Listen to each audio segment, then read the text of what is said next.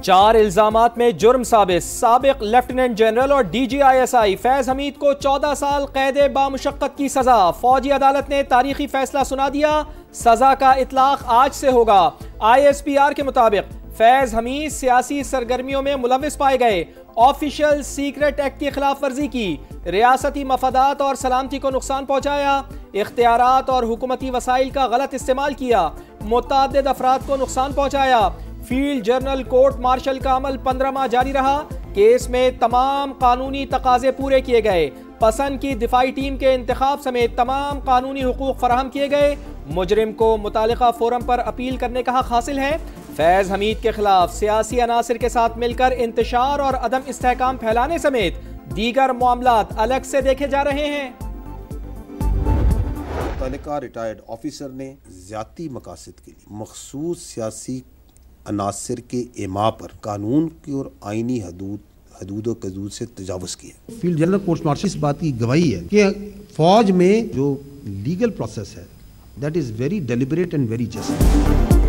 पाक फौज में खुद एहतसाबी का निजाम, DGISPR की प्रेस कॉन्फ्रेंस और फैज हमीद की सजा। 9 मई वाकयात में फैज हमीद और बानी PTI के गठजोड़ की निशानदही करती है। फैसले के आखिरी पैराग्राफ में सियासी मिली भगत, सियासी इश्तियाल अंगेजी और अदम इस्तेहकाम जैसे अल्फाज चुने गए। 9 मई दोनों अफराद के मुश्तरका मंसूबे का शाखसाना करार। बानी PTI वाकई फौज को सियासत में घसीट रहे थे। 14 साल की सजा वाजे करती है मामला शायद वादा माफ गवाही से आगे निकल चुके। अगर फैज हमीद साहब के खिलाफ ये केस चला कि वो सियासी सरगर्मियों में मुलव्वस थे, आखिर वो एक्टिविटीज किसी के साथ ही उन्होंने की ना, तो उनके साथ जो लोग मुलव्वस पाए जाएंगे उनका भी इनके साथ ही ट्रायल होगा।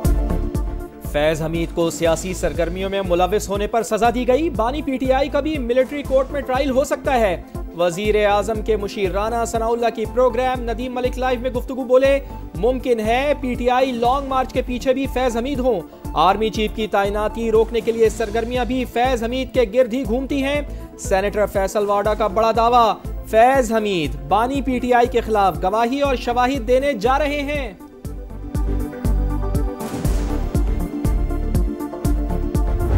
मैं ये समझता हूँ कि हक सच की फतह हुई है कि सियासी मुदाखलत की फहरिस्त इतनी लंबी है कि अभी उसमें मजीद चीजें भी सामने आएंगी और आगे मजीद भी इन्वेस्टिगेशन बढ़ेगी।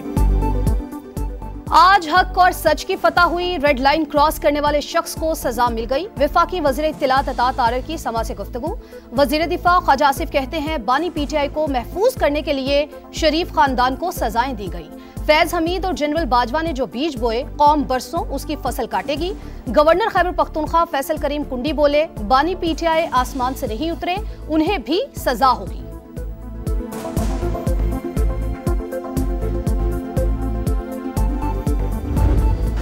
फैज हमीद को 14 साल सजा, तारीखी फैसला। ये पैगाम है, आइंदा ऐसी गलतियां ना की जाएं। मजीद तहकीकात और ट्रायल अभी जारी है। बिलावल भुट्टो जरदारी कहते हैं बानी PTI ने सियासी मुखालिफिन को जेल भेजा, ताकत के नशे में धमकियां दी, आज मकफात अमल से गुजर रहे हैं। तहरीक इंसाफ वफाक को सख्त इक़दामात पर मजबूर करने के हालात पैदा कर रही है। JLA चेयरमैन के मुताबिक खैबर पख्तूनख्वा में गवर्नर राज से मुताल्लिक कोई मुशावरत नहीं हुई। हमीद साहब जो हैं एक इदारे का मुलाजिम था, अगर उस इदारे में जो है उनको किसी बात पर सजा दी गई है तो ये उनका अंदरूनी मामला है। अगर सियासी पार्टियों में कोई कहता है कि हमारी चलती है तो हमारे दरवाजे खुले हैं, आए हमारे साथ मुज़ाकरात करें। वज़ीर आला खैबर पख्तूनख्वा ने फैज हमीद को सजा पाक फौज का अंदरूनी मामला करार दे दिया। सुहेल अफरीदी कहते हैं वो बानी से मिलने आते हैं मगर मुलाकात की इजाजत नहीं मिलती। सड़क के उधर बैठे या इधर, ये हमारी मर्जी है। सियासी मुखालिफिन अपनी गवर्नेंस पर तवज्जो दे, मैं जानूं, मेरा सूबा जाने और मेरे लोग। मुल्क से बाहर बैठकर प्रोपेगेंडा करने वाले बच नहीं सकते। आदिल राजा बरतानवी अदालत में झूठा साबित, 50,000 पाउंड हर्जाना और भारी कानूनी अखराजात अदा करने का हुक्म। 22 दिसंबर तक अदायगियां करना लाजिम। लंदन हाई कोर्ट ने ब्रिगेडियर रिटायर्ड राशिद नसीर के हक में फैसला जारी कर दिया। अदालती हुक्म पर आदिल राजा ने सोशल मीडिया प्लेटफॉर्म्स पर माफी मांग ली।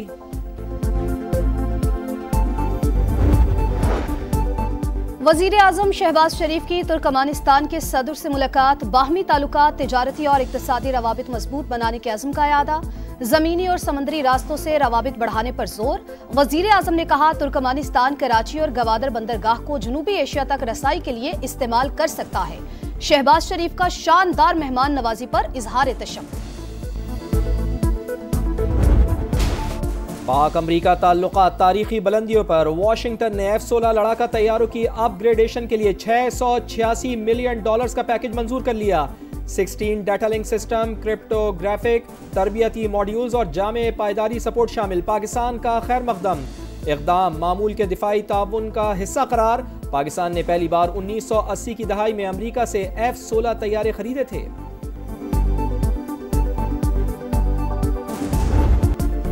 पाक फौज किसी भी भारतीय जारहियत का भरपूर जवाब देगी, पाकिस्तान का दो टूक पैगाम। भारतीय वज़ीर खारजा का बयान इश्तियाल अंगेज और बेबुनियाद करार देकर मुस्तरद। तर्जुमान दफ्तर खारजा के मुताबिक अफगान तालिबान रजीम माजी में भी वादे पूरे करने में नाकाम रही, उनसे तहरीरी जमानतें चाहते हैं। काबुल में उलमाए कराम की मंजूर करदा करारदाद के मुसव्वदे का इंतजार है।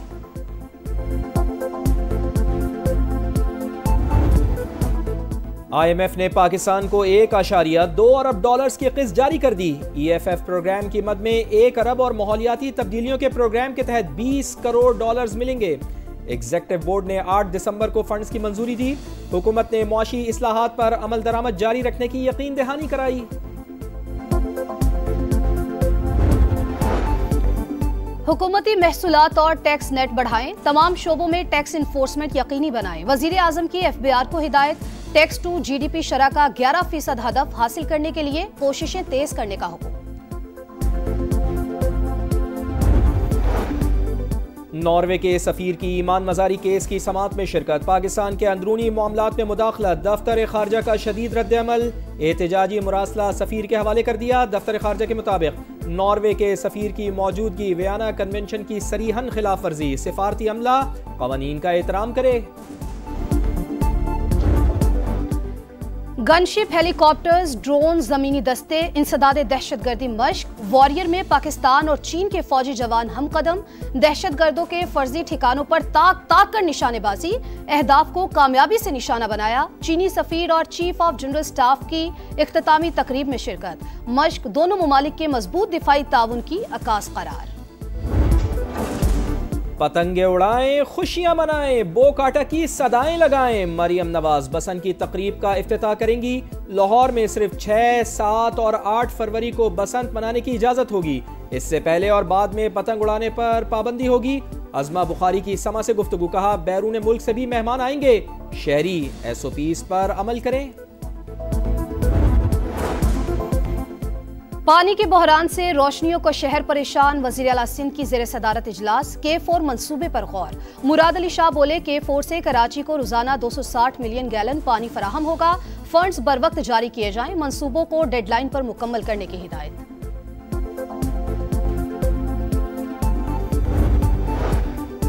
रावलाकोट में आजाद पतन के करीब अंधोनाक हादसा। रावलपिंडी जाने वाली वैन डैम में जा गिरी। 4 अफराद की लाशें निकाल ली गईं, 5 को बचा लिया गया, 5 की तलाश जारी।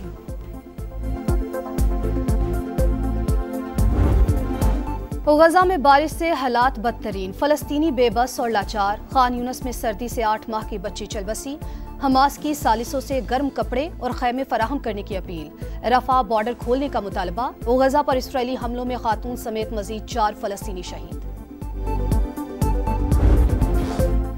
T20 वर्ल्ड कप का मेला। टिकटों की ऑनलाइन फरोख्त जारी। भारत में कम से कम कीमत सिर्फ ₹100। श्रीलंका में 1000 लंकन रुपए मुकर्रर। रंगारंग इवेंट 7 फरवरी से 8 मार्च तक भारत और श्रीलंका में होगा। पाकिस्तान के तमाम मैचेस श्रीलंकन सरजमीन पर होंगे। भारत नवाज ICC का दोहरा मयार फिर बेनकाब। टिकट्स के ऑफिशियल पोस्टर से पाकिस्तानी कप्तान की तस्वीर गायब।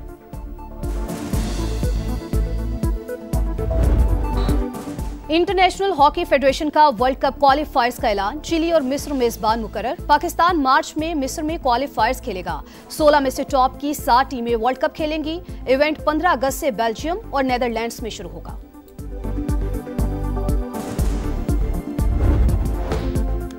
अंडर 19 एशिया कप में टाइटल की दौड़। पाकिस्तान कल पहले मैच में मलेशिया के मद्दे मुकाबिल आएगा। मैच पाकिस्तानी वक्त के मुताबिक सुबह 10 बजे शुरू होगा। पाक भारत हाई वोल्टेज टाकरा 14 दिसंबर को शेड्यूल। 35वीं नेशनल गेम्स में मेडल्स की जंग। पाकिस्तान आर्मी 113 गोल्ड के साथ सबसे आगे, 50 सिल्वर और 34 ब्रॉन्ज मेडल्स के साथ मजमूई मेडल्स की तादाद 197 हो गई। वापदा का 46 तलाई तमगों के साथ दूसरा नंबर। लंदन में क्रिसमस के रंग बिखरने लगे। त्यौहार की तैयारियां जोरों पर। शहर के मुख्तलिफ हिस्सों में क्रिसमस लाइट्स रोशन, दुकानें जगमगाने लगीं, बाजारों में रौनकें बढ़ गईं।